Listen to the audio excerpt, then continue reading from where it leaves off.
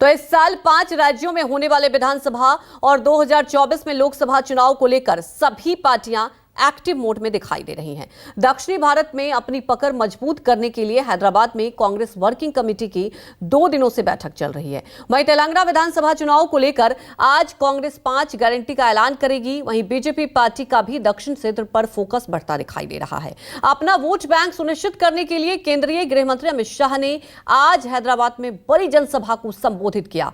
वहीं शाम 5 बजे तेलंगाना के सोनिया गांधी का भी जनसभा होना है और वो भी लोगों को सभा को संबोधित करने का कार्यक्रम है, जिसमें वो कांग्रेस की 5 गारंटियों का ऐलान करेंगी। तो उधर दक्षिण भारत में एआईएमआईएम भी वोट बैंक साधने के लिए हर दांवपेच चल रही है। आज दोपहर लगभग 2 बजे एआईएमआईएम हैदराबाद और उसके आसपास के क्षेत्रों में तिरंगा रैली निकालेगी और आज उनके कार्यकर्ता भी बड़ी संख्या में तिरंगा रैली में भाग लेंगे और उसके बाद एक सार्वजनिक बैठक भी होगी। तो अलग अलग तस्वीरें। और हैदराबाद की बात की जाए तो आज सियासत का सुपर संडे कहा जा सकता है। बड़ी दुर्भाग्य की बात है, तेलंगाना की रचना के बाद भी तेलंगाना विमोचन दिन मनाने में वोट बैंक की पॉलिटिक्स के कारण ये पार्टियां जो संकोच कर रही है, मैं उनको कहना चाहता हूं, जो अपने देश के इतिहास से मुंह मोड़ लेते हैं, देश की जनता उनसे मुंह मोड़ लेती है। अचानक खबर आती है कि अमित शाह जी महाराष्ट्र का दौरा कैंसिल करके हैदराबाद आएंगे। जाना महाराष्ट्र था, भूल गए, चले आए हैदराबाद। अचानक खबर आती है कि ओवैसी साहब, जिन्होंने हैदराबाद में बहुत अरसे से कोई रैली नहीं की, उन्हें भी इसी दिन रैली करनी है। अचानक खबर आती है बीआरएस को भी रैली करनी है आज ही। तो जुगलबंदी तो आपको सुनाई दे रही है। घबराहट देखिए, और जब इंसान घबरा जाता है ना, तो उसका असली चरित्र और असली चेहरा सबके सामने आ जाता है। तीनों घबराए हुए हैं, तीनों का असलियत सामने आ गई कि तीनों मिले हुए हैं। कोलार में राहुल गांधी जी ने एक भाषण दिया जातिगत जनगणना को लेकर, जिसकी जितनी संख्या उतनी उसकी भागीदारी, ये तमाम चर्चा उन्होंने उस भाषण में की थी। कांग्रेस पार्टी लगातार इस बाबत मांग भी करती आई है, चर्चा भी करती आई है और चर्चा चल रही है। इस पर आपको हम समय समय पर अपना निष्कर्ष, अपने निर्णय साझा करते हैं।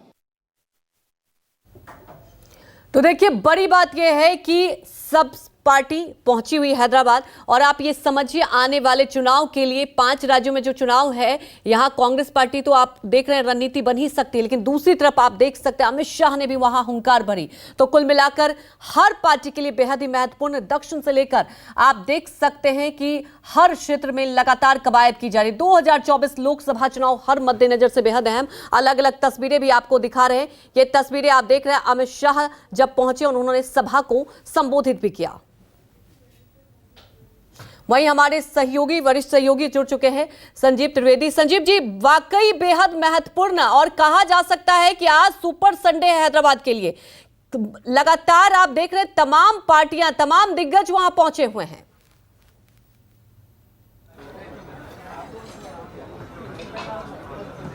यहाँ देखिए, यही बात अभी कुछ देर पहले कांग्रेस के प्रवक्ता पवन खेड़ा ने भी कही कि आज हमारी सभा है और वो सभा प्रस्तावित है शाम में, जो सोनिया गांधी एड्रेस करेंगी जनसभा। लेकिन उसकी प्रतिक्रिया है, ऐसा कांग्रेस का मानना है कि और भी सभाएं हो रही हैं।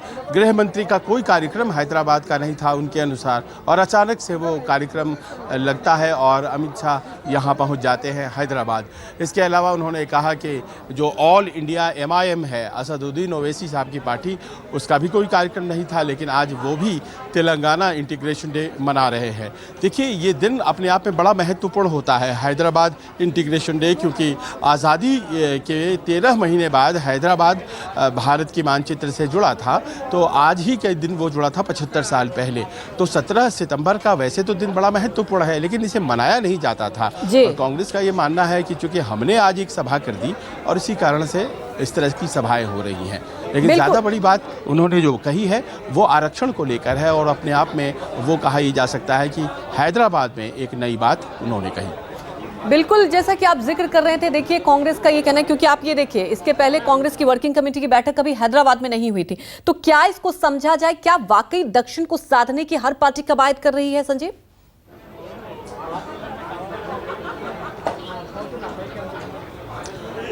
देखिए, कांग्रेस वर्किंग कमेटी की बैठक अमूमन दिल्ली में हो जाया करती थी, और चूंकि नए अध्यक्ष हैं मल्लिकार्जुन खड़गे, उन्होंने अपनी CWC बनाई तो उन्होंने ये सोचा कि राज्यों में लेकर चला जाए, और यहाँ हैदराबाद में है क्योंकि तेलंगाना में चुनाव है और भी राज्यों में चुनाव है।